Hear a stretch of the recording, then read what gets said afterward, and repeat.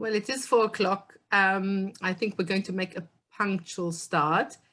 And I'd like to welcome you to our first event in a new series, Voices from the Archive. My name is Bea Lewkowicz. I'm the director of the AJR Refugee Voices Archive. And just to say at the beginning, by now you know the Zoom drill, so we are recording this event. If you don't want to be filmed, please switch off your camera. You're all on mute. If you have any questions, please put them in the chat box. There will be time to address your questions. And I think that's that. So the idea for this sort of Zoom conversation with interviewees who've shared their story is really that we're very happy that it's another way of sharing our wonderful stories in the archive. And I was very privileged to interview Alisa Jaffa in December 2019. And I'm delighted that we can meet her again today online. So let me just introduce Alisa to you. Alisa Jaffa was born in 1935 in Frankfurt an der Oder, where her father, Ignatz Maybaum, held a rabbinical position. In early 1939, Alisa's older brother was sent on a Kindertransport to London, organized by Dr. Bernhard Schlesinger. A month later, Rabbi Maybaum, his wife and Alisa were granted a visa through the help of Chief Rabbi Hertz. They settled in Cricklewood, where Alisa went to school, and eventually Rabbi Maybaum became rabbi of Edgware Reform Synagogue, and he was also a regular contributor to the AJR Journal, according to Tony Grenville. So we are very pleased from an AJR point of view that we can speak to Alisa today. And the family moved to Edgware. Studied German and French at university and became a translator, particularly for art books, and later worked as a registrar for the Jewish Museum, first in Woburn House and later in Camden. Alisa, thank you very much for joining us today for this new series, Voices from the Archive. And I'd like to start today with your own memories first, and then talk about your parents. Now, you were born in, as I said, in 1935 and emigrated in 1939. And I'd like to know whether you have got any memories of that time. And maybe just to join us a little bit, I'm going to share the photos and you can tell us a little bit about them as well. So let's do that at the same time. Yes, Alisa, please. Well, I have very few memories of Berlin. I should point out that when I was 6 months old, my father took up a position as one of the leading rabbis in Berlin, and the family moved to Berlin. Sorry, I've got to clear my throat. So I have very few memories of Berlin. I do remember, and I can pinpoint how old I was. I remember my grandfather, my mother's father, he and his wife lived in an Altersheim, a Jewish Altersheim, old age home. And I remember him taking me into the sukkah to show me the sukkah. I can still see this in my mind's eye. And Sukkot is October, my birthday is October, so probably I was 4 years old. Other than that, I really have very few memories. I do remember being with my grandmother somewhere in a basement room where she was sewing at a sewing machine, maybe she was a very good needlewoman, maybe she was preparing stuff for our immigration, and I was very curious, peering, and she said to me, "Careful, it's a very sharp needle, be careful." And of course, being curious, I stuck my finger out and the needle pricked my finger, and that was it. But other than that, I really don't have any memories of Berlin. You were very young. Yeah. So Lisa, then tell us a little bit about your parents, please. Your father was the last rabbi of Oranienburger Straße Synagogue. He held a prominent position. Tell us a little bit about them and how they met. My father was born in Vienna. He served in the Austrian army. He was an Offizier zu Ross he was Hauptmann. He was promoted to captain on a horse. He had a cavalry, right? We have a picture somewhere of that. And then after the First World War ended, he decided to study for the rabbinate because he had a very eminent rabbi uncle. And he went to the seminary, the theological seminary in Vienna. And on the first day, he looked around the room, and what he saw was a huge diagram of a cow divided into sections which were kasher and non-kasher. He told this story at his 75th birthday celebration. And so he decided immediately this was not the place for him to study. So he went to Berlin to study at the, well, it was a combination of the Hochschule and the seminary for training rabbis. And he got his smicha.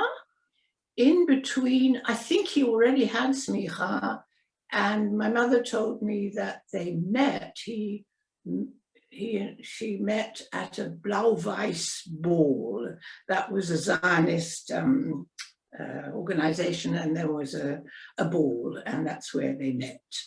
Other than that, I don't really know very much. Yes, and then his first appointment to synagogue was in Frankfurt an der Oder, and from then he was promoted, if you like, to Berlin. My mother had studied in Freiburg, but she only did one term, and then she met my father. She studied chemistry.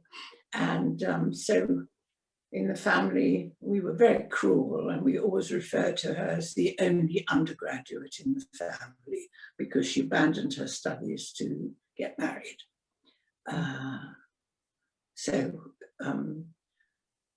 And what else can I tell you?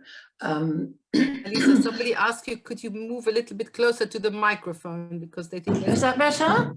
Yeah, that's better. Yeah. That's better. Good. Okay. Yes. And I was going to ask you, did your father, he was a friend of Leo Baeck? He knew Leo Baeck? I'm sorry, I didn't understand that. Did your father know Leo Baeck, Rabbi Leo Baeck? Of course. Leo Baeck was first his teacher and then his colleague, a very close colleague. They were very close, and he would come to the house to visit. Yeah, they were very close, yes. Mm-hmm. And tell us a little bit, in 1935, your father was arrested and spent 6 weeks in prison. Do you want to know why? Yes, why? And please tell us what happened. Well, on a Friday night in the synagogue, somebody turned up who looked a bit strange, but as was my father's wont, he was from out of town.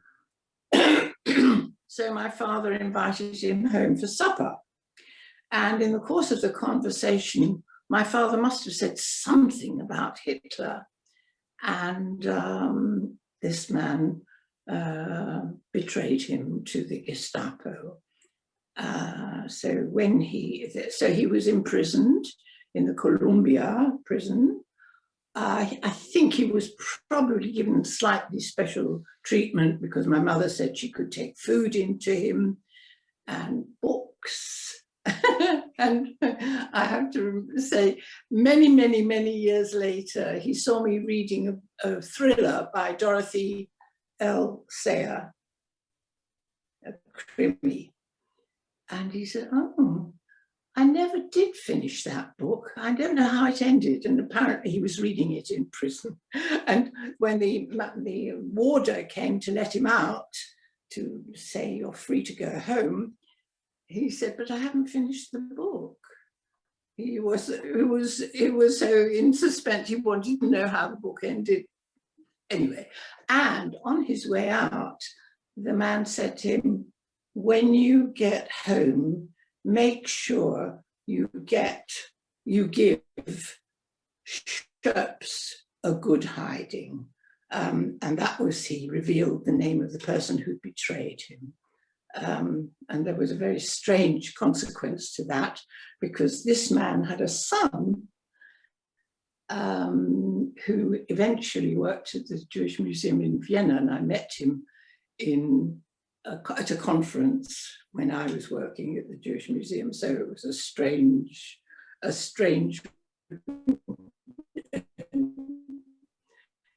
yeah. And what were the motivations for this denunciation? Do you know? I think Alisa froze at the moment. I didn't hear you. I think you froze or I froze. Somebody froze. I said whether, can you hear me now? Okay. What was the motivation? Yeah. What was the motivation for this denunciation? I don't know, maybe because this was a very strange man. He dressed in paramilitary uniform. Maybe he wanted to get, although he was a Jew, maybe he wanted to get special privileges somehow. Oh yes, and my father told us, no, he didn't tell me, my mother told me that while he was in the prison, he was put in front of a mock firing squad, and they didn't shoot him. It was just for intimidation, but they said, if you ever say anything like that again, this is what will happen to you. But afterwards he came out and he continued to be a rabbi. He continued until, yes, until 1939, yeah. Tell us a little bit about the circumstances of emigration and at what point your mother decided to leave. Well, this is a question I've often been asked, why they didn't leave earlier. And I suppose I can only explain it that he felt he had obligations towards his flock. And I know he was very helpful in helping to get the visas to those of them who wanted to emigrate. I never asked my father that. I wish I'd asked more questions, but I think that was it. And then my mother told me, when we, as you know, for immigration purposes, there was a big container into which you were allowed to pack as much of your home furniture and possessions and so on. And my mother told me that there was a Gestapo officer standing over her. And when she packed, for example, the candlesticks and so on, which I still have, but they're not solid silver. They're filled with plaster. But he said, if I find anything in here which is not permitted, you will go straight to the camp, one of the camps. So that was the kind of intimidation. Other than that, obviously I can't remember these details. It's just what I've been told. Because, so at Kristallnacht, was your father in Oranje in the synagogue? Did he ever his experience? I think on Kristallnacht, he and another rabbi who owned a car just drove round and round Berlin so as not to be home if the Gestapo called. The following, my mother told me when we went to visit Berlin many years later after the war, that the following day, my father and my brother, my older brother, who's 6 years older than me, traveled into town by train, overhead train, and could see synagogues burning. And my brother was about to say something, and my father clamped his hand over his mouth so that nobody should hear what he was going to say. Yeah, but that's all I know about Kristallnacht. You know, I didn't witness anything. Because Oranienburger Straße synagogue was one of the few synagogues which survived Kristallnacht because of the action of this one. That's yes, man. yes, So But your father probably managed to, continue services after Kristallnacht. I don't know, but I assume so, yes. But the one that was smoking, which my brother saw from the overhead railway, was the Fasanenstrasse, where there is a sort of memorial outside, which you will know if you know Berlin. Yeah, which was destroyed. Yeah. Alisa, maybe tell us now about your brother was the first one in the family to leave. Yes. Interesting. Well, he left on a mini Kindertransport. It wasn't one of these big ones, which had been set up by a man called a Jewish pediatrician of originally German ancestry. The family had come to England at the turn of the century. He was a pediatrician who had gone to Berlin to see what was set up in 1938.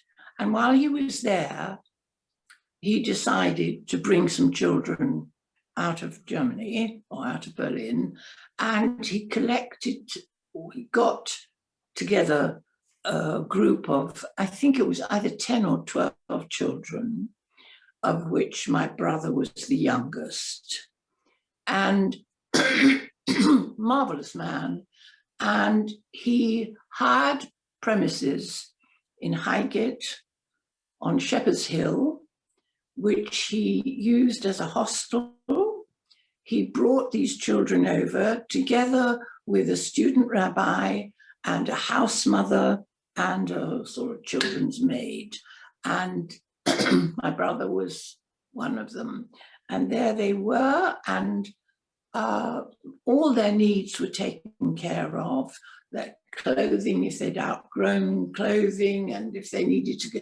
There is a book which I passed on to one of the family, which was put together by the children, who wrote a kind of daily newspaper of what was going on.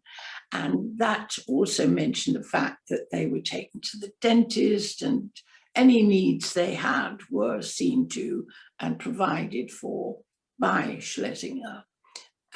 He was then called up and when the war broke out, obviously they were dispersed, and my brother was the only one who was ever reunited with his parents. None of the others saw their parents again.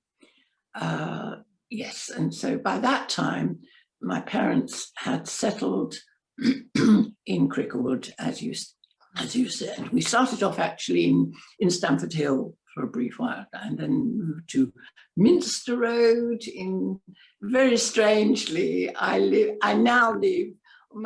had a very peripatetic existence, and I've ended up living sort of at 5 minutes walk away from where we were then. Yes, so my brother came back to us and we were reunited as a family. But Alisa, yeah.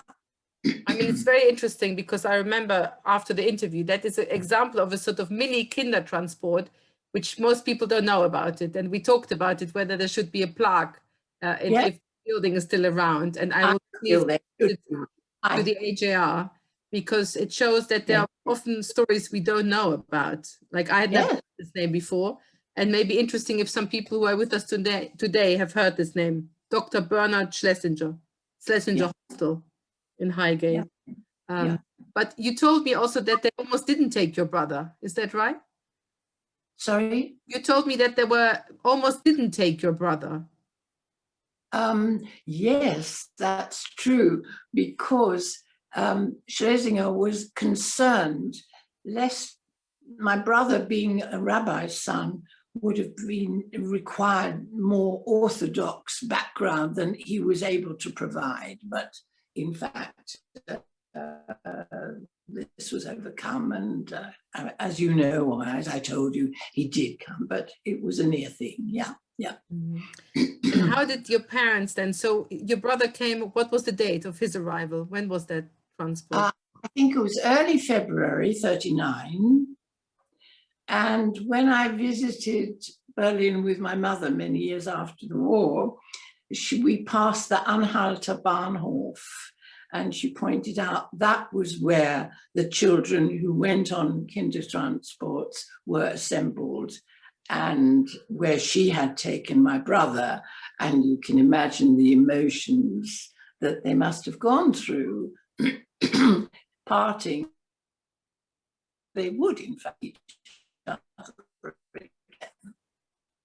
And where today they're actually building a museum of exile in Anhalter Bahnhof. In a few years, that's going to open. And yes, you told me that. Yeah. How about your parents? How did they manage to get the visas to come to Britain? And you, with you? What the mechanics were, I don't know. But my father was well known, presumably outside Germany, and the chief of England at the time, Dr H. Hertz, he was instrumental in getting my father the visa. And that's how we came. And surprisingly, we actually, and I do remember this, we traveled by train, where I think, by airplane, which most people didn't leaving Germany. And I can remember because I was seated on my father's lap, whereas they had actually paid for a seat for me, but somebody else had taken it. So, and I also remember that as we got off the plane, the steward gave me 2 sweets. So, and presumably, sorry, yeah? Alisa, you have in your collections all the documents. I'm going to share it. Maybe you can tell us what it is, because when we came to film it, we shared it. You shared it with us, and it's just. Yeah. Well, this is Can you see the documents here? Yeah, yeah. The passport of your mother. Can you see it? Sorry, can you, yeah, I can see it, yes. Tell us a little bit what these are. Yeah. The one on the left is my mother's one, and you can see it's been franked with the eagle. Strangely, there is no swastika as far as I can see there, but on the inside cover is a big J, and on the cover of the, a big red J, and all Jews leaving Germany, just in case there was any doubt, they put a red J. This was actually introduced in 1936 by a Swiss, but that's another story, a Swiss person. And Alisa, your name is there as well. I think you're listed there on the Kinder. I don't know whether people can. Yes. Yeah, I can't see very well, and I haven't got the document in front of me. Tochter, I think, yeah. Oh, yeah. And also it gives my 2 names, and then it says Sarah, because every Jewish child, just in case there should be any doubt, the boys who had Israel or Israel added on to their names, and the girls Sarah, just in case anybody should be in any doubt that they were Jewish. And then, as you said, you arrived in Croydon. We can see the stamp in the yes, Croydon. Yeah. But we can also see that it says only for 12 months. It was a 12 months entry. Not only that, 12 months, but they were only permitted to bring 10 shillings with them in currency. I don't know how much they would have had, but anyway, they weren't allowed to bring more than that in terms of money. Now, the 12 months, obviously, it became academic because the war broke out 6 months later, or 8 months later, 6 months later. So that didn't apply anymore. Our original plans, apparently, were that my father, this was just a stop on the way we were supposed to go to America as soon as the visa arrived for America, because my father had colleagues who said, oh, they'll find him a post as a rabbi in America, but that never happened. Mm-hmm. And Alisa, what I found fascinating is at the bottom, explain it to us, because you can see a stamp. It's a Swiss stamp. Can you see it? And it basically shows that you had the German passport and it was running out and you went to the Swiss embassy. I don't know anything about this. I'm glad you pointed that out to me. Well, I can show it to, if you know. I can see it. I can see it now, but never registered before. Yeah. Yeah. So it shows you that on the 17th of July, 1940, your mother must have gone to the Swiss embassy to make sure that her German passport is still valid. And that was obviously was the last entry. Yes. And then we became stateless. Yeah. We were stateless. Yes. Okay. Yes. And here I've got now a few pictures of you in England. Yes. A little bit about which garden is that? That garden, I am not sure. I think it may have been the garden in Minster Road. No, I think that's already when we were living in Cricklewood. Yes. The one on the left, I can remember having taken, my mother took us to a photographer, and the point of taking that was about 1942, and she wanted to send it to my grandmother so that she had a picture, but I don't suppose she ever received it. And the one of my father in his canonicals and talit and so on, that was taken much later once he was appointed to the Edgware District Reform Synagogue. Thank you, Alisa. I'll stop sharing. Oh, one more thing. My brother is sitting on a chair which came with all their furniture that they could take, and I still have it. There's a pair of chairs, yeah. Okay. Alisa, you mentioned your grandmothers. Tell us what happened to your grandmothers, please.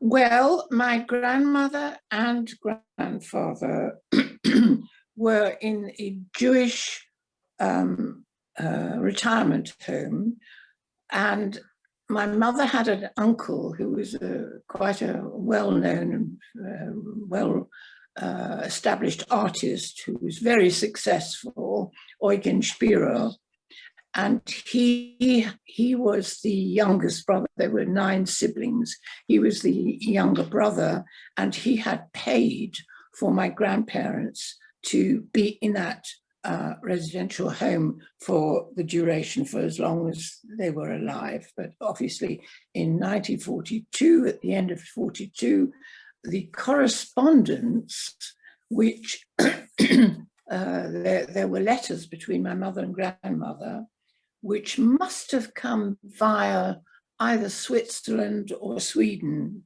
a neutral country. There was an exchanges of letters.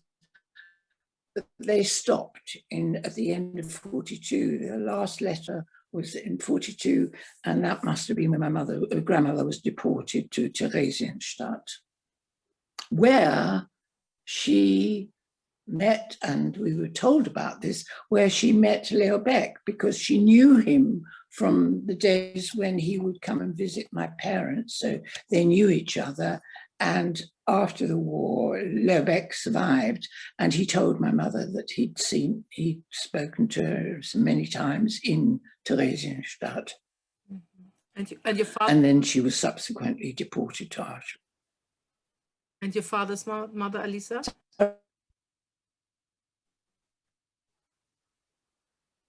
Well, they were in Vienna, and they were deported as well. My father was one of 4 siblings. He had 2 older sisters, Babette and Helmina, and they went out to work, presumably to fund to pay for the studies of the 2 younger boys. My brother had a younger brother, Fritz, who studied medicine and qualified as a doctor, and he and his doctor wife went to Palestine, but died very early of cancer. Thank you for sharing this with us. And Alisa, you said you came to England, you settled in Cricklewood. What were your first impressions of England, or what did you go to a play group? You said to a school. How did you manage? My very first day, well, before I went to school, at the bottom of the road where we were living, Minster Road, there was a house, which there's a photograph somewhere of me standing at the bottom steps, what must have been a kind of play group. And I went there. But at one stage, somebody from the Ministry of Education came to the flat where we were living and said, child of 6 who should be at school. And my mother replied, well, in Germany, they didn't go to school till they were 7. And so I didn't think of sending her to school. So I started at school, again, at a school which still exists, very near to where I now live in West Hampstead. And my first day at school, my mother spoke quite a bit of English. My father didn't speak any English.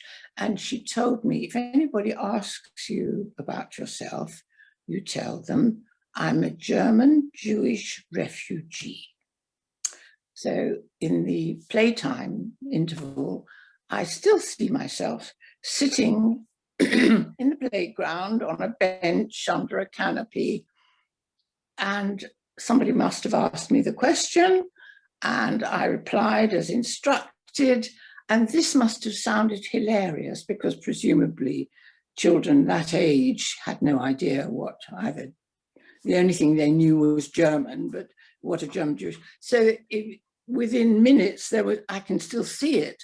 There was a long line of children all waiting to ask me the same thing because they thought it was so funny. But I wasn't upset. I told my father, who collected me afterwards, and he said, I think perhaps you better not say that anymore. Yeah, so that's my first day of school. You also told me, Alisa, that your mother prepared a sort of Lodenmantel for you. I don't know whether people know. Oh, yes, duffel coat. I think I inherited all my clothes. Yes, I did get teased for my clothes because nobody had a Lodenmantel, a duffel coat at that time, whereas they became very popular many years later.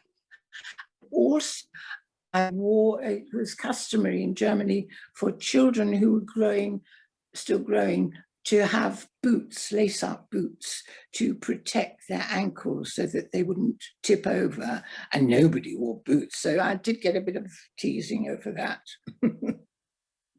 And I stood out, obviously, for being different.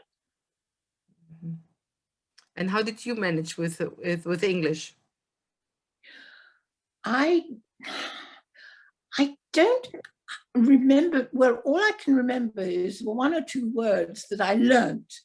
I remember learning them, but otherwise I think children learn very, very quickly. And by the time I went to that school, I could already communicate. But I can remember playing with neighbors' children and asking where one of them was who didn't appear in the street. And I was told, oh, he's gone indoors. And I had never heard indoors before. And that was a new word to my vocabulary. Mm-hmm. And how hard was it for your parents to settle? Did they get any support? Were they in touch with refugee organizations? Well, one can only imagine the contrast and the having to adapt to new circumstances. I mean, my mother, I haven't said this to you yet, have I? My mother in Berlin had a cook, a maid, a Kindermädchen, a children's nanny, and she'd never cooked, didn't know how to cook, I don't think, though subsequently she became a very good cook. And she came to London, and yes, she told me that all the would-be emigre women, wives, were given lessons in how to iron because they'd never done any ironing before. And she learned pretty fast. But one of her assets was she was very good at maths. And we were paid by something called the Jewish Refugee Council, which then became British Central Fund, I think. And my mother would go every week to Bloomsbury House. And I may be wrong about this, but I think they were given 10 shillings a week. How you managed on 10 shillings a week? No one. I mean, it was probably a lot more than it is now. But I had somewhere, I'm not sure, I think I may have given it to an archive. She kept an exercise book listing every expense, from shoelaces to postage stamps. Everything she bought, she wrote down and then added up every week. And it was like Mr. Micawber, you know, £9.99 is happiness, and £10, 1 penny is a disaster. Anyway, yeah, so she managed. She was extraordinary. Yeah, she did get very upset because we bought kosher meat, and she realized that the best cuts were kept aside for people who were prepared to pay black market prices. And even if she'd had the money, on principle, she was very principled, she wouldn't have dreamt of buying anything on the black market. Yeah, yeah. Alisa, how did the war affect you? Was your father interned, or? No. We had realized, or they had realized, that the officers from the Home Office were coming round to see if any people were there who would be deported to the Isle of Man.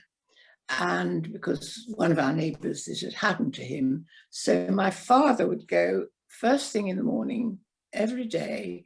He would walk to, not the nearest, but far further away, public library, Wilson Green, where he would sit and read the newspapers all day to improve his English, and then he wouldn't be at home. And I do remember somebody coming, my mother must have been out, and I was at home with my brother. My brother answered the door to this official who said, "Where is your father?" And obviously my brother had been primed, and he said, "Oh, I don't know, he's not here." "And when will he be back?" "Oh, I don't know." And the man never came back, so my father avoided this. That was all he needed, to be deported again or taken away again. So for the rest of the war, he was left alone. Yeah. And did you go to any synagogues, and did he find any employment, or could any sermon or get involved? Well, I know that during the High Holy Days, there would be special services in a church in Quex Road, which again is not far from where I live now, and that would be for German Jews, and he would give the sermon in German. Yeah. Other than that, he would give bar mitzvah lessons, for which presumably he was paid. And I also remember one or two women who wanted to convert in order to marry Jews, but I think that was after the war, and he would give them instruction. Yeah, yeah. So how he managed, sorry. In German? This was all in German during the war still? Sorry. Bar mitzvah lessons. The bar mitzvah lessons, for example. No, I didn't know, because it was just the Hebrew, you know, the preparing the parashah. He would help them. Yeah. Mm-hmm. Because obviously there were other German Jewish rabbis, and for example, Belzar Square Synagogue was from 1939. I wonder whether he had any. I don't know whether. Rabbi Salzburger. Yeah, I know that he once conducted a bar mitzvah there, but that was much later. No, he didn't have any official post. He was a rabbi without a pulpit for 10 years. no official post. I mean, he did write, though. He was a theologian as well as a rabbi, and he published a book of sermons called The Jewish Home, the first publication, and that had it had a preface, no, not a preface. It was edited by a man called Joseph Bentwich for the English, because this man also spoke. And it had a preface by the Archbishop of Canterbury, who said something like, all Jews should go to, or we should all go to, in the company of this rabbi, or something like that. Yeah. So that was what he was occupied with. In fact, I can remember being, my father would often walk me to school when I first started school, and there was another Jewish girl who, curiously, also I studied school, but she was English Jewish. Anyway, and she would come with her father, and then father would go off to work, and this girl said to me, where did your father go to business? So business was work. And I can't remember how oh, that's right. I said, oh, he sits at his desk. That's his work. Mm-hmm. Mm-hmm. And tell us a little bit about yourself and your school. You went further up, obviously, you went to secondary school. Yeah, I went to a school. I was transferred actually from the first school. I have no idea why. And I went to a church school, Church of England school. And yeah, I mean, that's right. And it was during the war, and there's so much talk about from lack of education or loss of education at the moment during the COVID crisis. But very often, I think at one stage, we had no school for about 4 or 5 weeks. But when I did go to school, obviously, if there was an air raid, we would all go down. There was an underground shelter, and we'd be given biscuits and a drink, which was all fun. And the teachers would lead sing songs, and it was all fun. I wasn't sort of frightened, really. Children accept. But one incident, I remember, the headmistress was a staunch Christian, but a very open-minded, tolerant woman. And she had said to my mother, after I'd been at the school for a week or two, she said, I really can't bear that this Jewish child should be sitting in assembly. You know, they had a Christian service at the beginning of the day, and I don't think she ought to have to sing these hymns. So I don't know, I was put in another room and given something to do. But then on one occasion, a girl called me a dirty German Jew. I don't know how she found out. And it was probably harmless. You know, this was a sort of endemic thing. People, you know, they weren't, on the whole, people were very kind. And she just probably heard something. I don't think it was it. Anyway, I wasn't going to stand for that, but I wasn't very brave. So instead of giving her, sort of hitting her, I just pulled her hair very hard. She had long red hair. I pulled her hair very hard, and she screamed. And at that moment, the headmistress came by and said, what is going on? And the girl said, she's pulled my hair. And she turned to me, the headmistress, and said, I really wouldn't have expected that of you. And so I said, well, she called me a dirty German Jew. So whereupon the headmistress turned to her and gave her a telling off. So I felt very justified. Mm-hmm.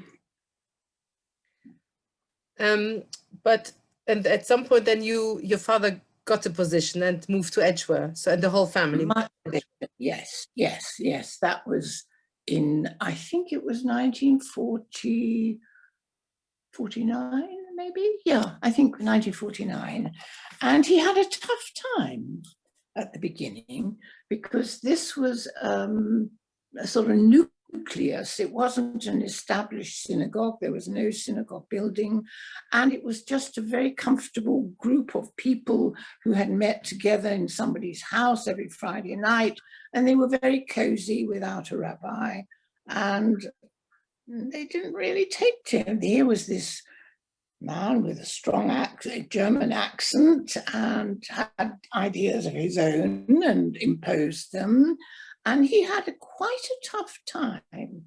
And then this original cabal was eventually got rid of at an annual general meeting. And then after that, people realized what a gem they had in my father, and he was much loved and respected, although his sermons were way above most of people's heads. But he wouldn't in any way modify. You know, he would say what he wanted to say.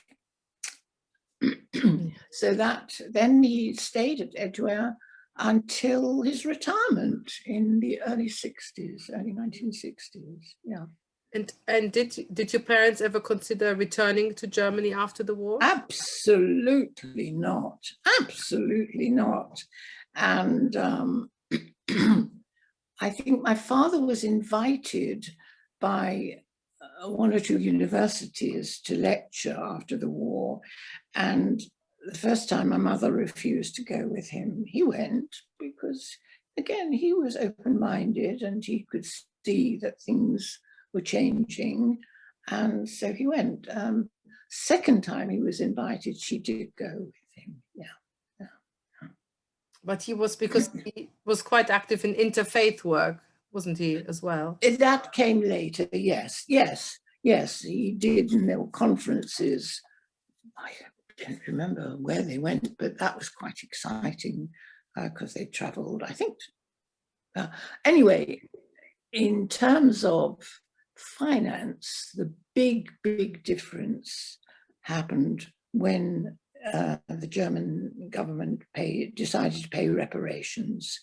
And the first payment arrived on at the end of the year, and it was referred to as the Hanukkah Miracle, because we lived a completely different life. Because even on the salary of a minister, which my father was getting, he was very much,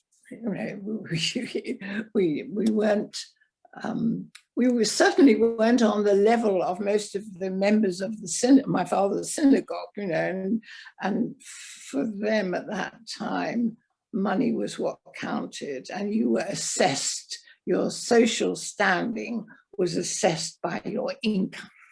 And once my father was paid reparations, first thing they did, they had a foreign holiday. They went to Switzerland a couple of times, and then somehow he was regarded with more respect. Well, that's my interpretation anyway. Well, shared this fate of so many others, wasn't it, who were in the same position. But Alisa, how we don't have that time left. So I was going to ask you, you were a young child when you came. How do you think did the emigration affect your life and your choices? You asked me this, and I have to say, unlike my brother, I don't think I was not, look, I was 3 years old when we came to this country, or 3.5. And children adapt very quickly. I had no direct memories of the awful things that were going on, whereas my brother, who was 6 years older than me, he was definitely scarred by what he had seen and experienced. He got beaten up on the way home from school by the Hitler Youth, and he was very aware everything. And he said, whereas I had a stable home, loving parents, and a brother who teased me, but who was very fond of me. And I cannot say that I was affected as a refugee. In fact, my daughters always tease me because I say, I'm not a refugee. My parents were the refugee, and they say to me, yes, you are a refugee. But I don't have that feeling because I had a very stable upbringing and people were very kind in this country. And I cannot claim to have any feelings of deprivation in any way. No, I don't think I was affected. As I say, my brother definitely was. His wife told me after he died, she told me that he would sometimes wake up screaming in nightmares. But it wasn't the same for me. No, I had what I considered was a very normal life. But you became a translator, so you translated from German to English? German and French. German and French. I also taught adults in evening classes. Yeah. Yes. So did you keep that German? Did you keep that German from your parents? Well, partly, but I studied German at university as well. And interestingly, though, if you studied languages, it's still the same. You were expected to spend some time in the country whose language you were studying. And at that time, that was in the mid-50s, and it was still too near the war, and I wouldn't go to Germany. So I opted to go to Switzerland. So my German has than a German one. Yeah, I didn't want to go to Germany. It took a long time before I went to Germany. Yeah. You went and yeah. Sorry, go on. Sorry, I just wanted to say you went in 2018 to Germany, didn't you? And you contributed something to the exhibition at the Diacum. Yes. The new synagogue in the yes. I was at that time I was working for the Jewish Museum. So I was the courier because I was the only one who spoke German. So I went, was that 2018? No, it was much earlier. Anyway, yes, so I went as a courier, and there I met, I'm thinking of something else. Yeah, that was for an exhibition, but there was also a very, very big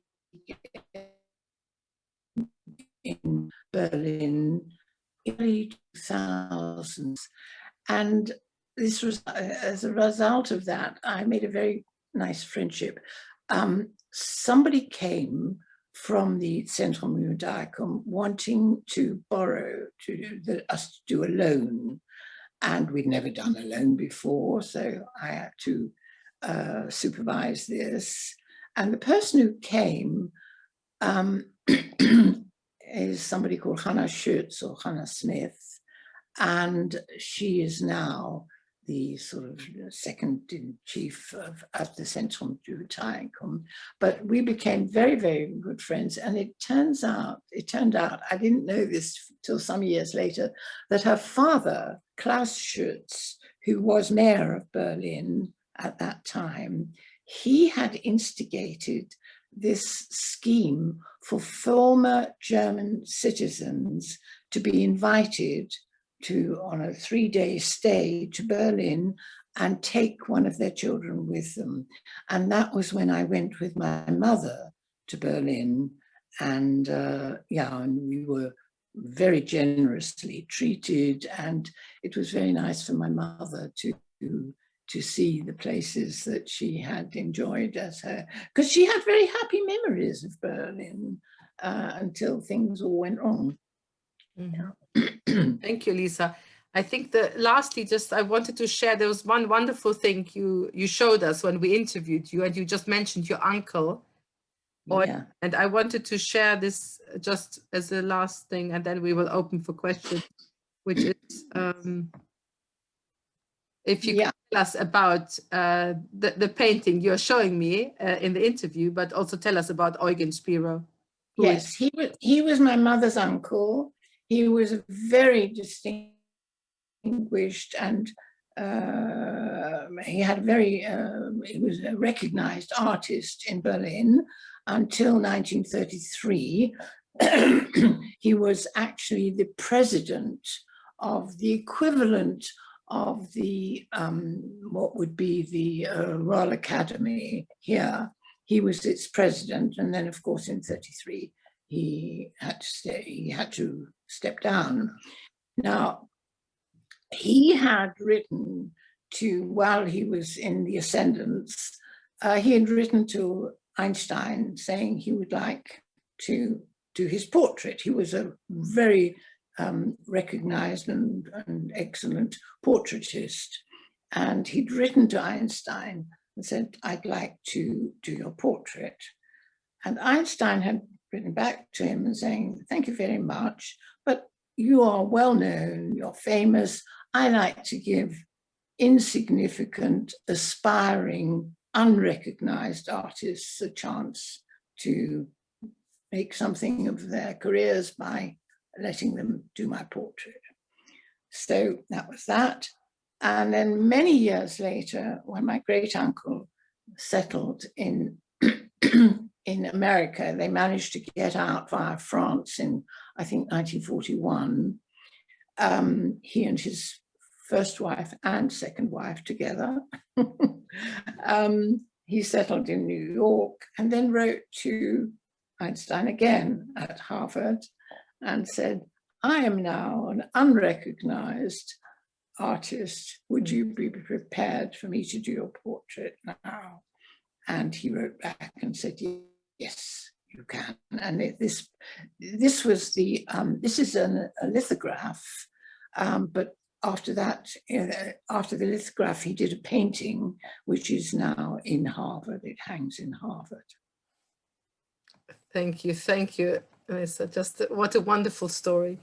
Thank you so much. I have many more questions, but I think time is running out. If people know more about you, they can go to our website, refugeevoices.org UK.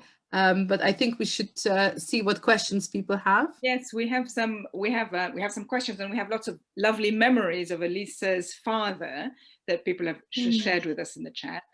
So I just wanted to tell Alisa.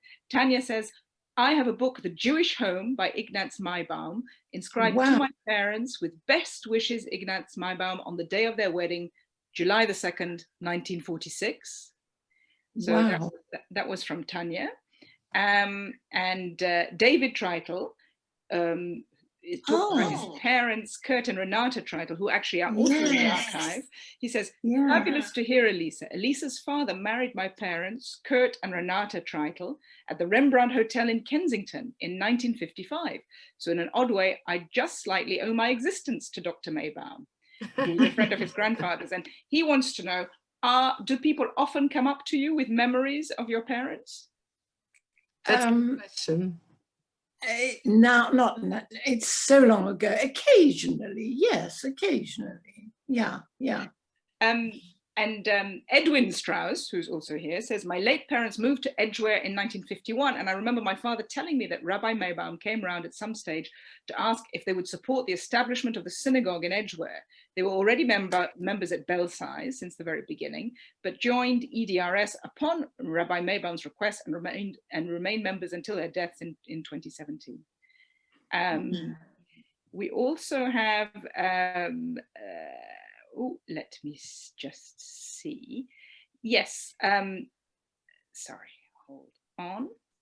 I think let me just, Susanna, in the meantime, I can just add something, Alisa. I'm just working on some interviews I've done in 2001. And one lady I interviewed was somebody called Lucy Schachne. And she living in Cricklewood, and she said there was a wonderful family, the Maybaums, and she recalls going to your house and speaks about it. Very, very fond memories. It's going to be published soon, so hopefully you'll read that. Susanna, back to you. Yes, here's I remember her. A slightly different topic. It says, this is from Stefan Heidenheim, forgive my pronunciation. What's your relationship to Germany today? Could you imagine living in Germany or holding a German passport today? What about your daughters and grandchildren? Do they have a special relationship to Germany? Good question. Yeah, I would never live there. I have been for work. I have been back to Germany a number of times, and I'm aware that it is a different place, a different country. There are the occasional ghosts that leap out at you, something which can remind you of worse days. But I think today the people are more educated, more well informed, especially the young people, far better than their equivalents here. I would never live there. I wouldn't apply for nationality, but my grandsons are, and I endorse that because I think for them, they live in a different time, and it's important for them to be able to access, possibly work wherever they can. Was there another question? I can't remember. I do remember Lucy Kay, yes. And of course I remember the Treitel family because Gunther was at school with my brother, and Gunther Treitel became he became a don at Oxford in law. Yeah, I remember them. More memories. And Naomi Gould says, my parents joined EDRS in the early 50s and I went to Cheder there. I have several books which were prizes, and I have Dr. Maybaum's signature. Also, our dentist was Michael, Elisa's brother. So there you go. We have Frieda Beer wants to say that she loves the story about the Loden mantle. And she says, my husband arrived with 5 pairs of +4s specially made because he was told that they were worn by English boys. Now, yes, Frieda also asked, oh, sorry. Did you want to say that? Yeah, go on. Frieda also has a question, which is, maybe Bea also will know the answer to this. How many stations did children leave from in Berlin? What were the names of the main stations that people left from? The Anhalter I know about, but I don't know any others. I think the Anhalter Bahnhof one was the main one. There was another one called Werther Bahnhof. There were a few stations, but Anhalter Bahnhof was definitely a main station. And Stefan Heidenheim also wants to know, where exactly did you live in Frankfurt under Oder? Because he studied there. And oh, Frankfurt under Oder. Well, I think my parents had an apartment above the synagogue. Right. Could I ask you something? Somebody mentioned that they got a copy of the Jewish Home, and only book I don't father's books except that one, and it's out of print. She should value it. Okay, that was. If she ever wanted to sell it, I would be happy to buy it from her. Okay, we're happy to make the connections for you. Yes, so yes, that was Tanya. I don't know exactly how we would do this, but anyway, Tanya who? What's her surname? There is, I don't know. Tanya, are you there? Can I? Wait, let's see. Let's find Tanya. Where is she? She's gone. Oh, there she is. I'm going to unmute Tanya. Hold on. Yeah, unmute Tanya. Then we can. Tanya, please unmute yourself. Okay, it's Tanya Novik. Out of interest, I think your father had something to do with the children of the kinder. My mother would mention that he looked after them. He something because I don't know why he would. The book would be given to my parents, so he must have known her or been something. I think he had something to do with the kinder transport children or some group of children or something, because she did know him. Tanya, maybe I'll write you separately, and I can see if I can put you in touch with Elisa. The thing is, it's inscribed to my parents, so it's very precious to me too. Tanya, is there a date? Is there a date on it? Yes, well, they were married in 1946, so it was 2nd of July 1946. But the inside says 1945, and it was translated from the German. That's right, Joseph Bentwich. No, it's not, it's somebody else. I can find it. I'll put it in the chat. Karen, I'll put it in the chat, and you could always take photos, but we'll discuss that separately. I'm going to mute you again. Thank you so much, Tanya. I mean, can I just say, Alisa, what's amazing, I actually have a list of your father's publication. I mean, between 41, you know, and 1980, he wrote about 7 books, and one of them was quite controversial, isn't it? The Face of God After Auschwitz. Yeah. I don't want to go into that because I never quite understood it, but he caused some controversy with something. We don't have to go into it at this point. Yeah. But it's just amazing how many books he actually... Yeah, I think there were 13, were there? Something like that. And I should say, the first book, the sermons, was the only one that he was translated. After that, he wrote in English, with some editing, obviously, but after that, he wrote in English, yeah. Alisa, I have one last question maybe from my side is, did you talk about the past with your children? Was that? Oh, yes. Oh, very much so, yeah. Yeah, when they ask. I mean, I don't push it down their throats. Whereas my brother, according to his children, he was constantly talking about it, and they felt this was quite oppressive. But no, I mean, if they asked questions, I answered them, but I felt it was for me to wait for them to want to know. Thank you. Susanna, do we have any more questions? Or if you have anything pressing, you can also wave your hands. We have a little bit of time left. Yes, I think that was all the questions that we have in the chat.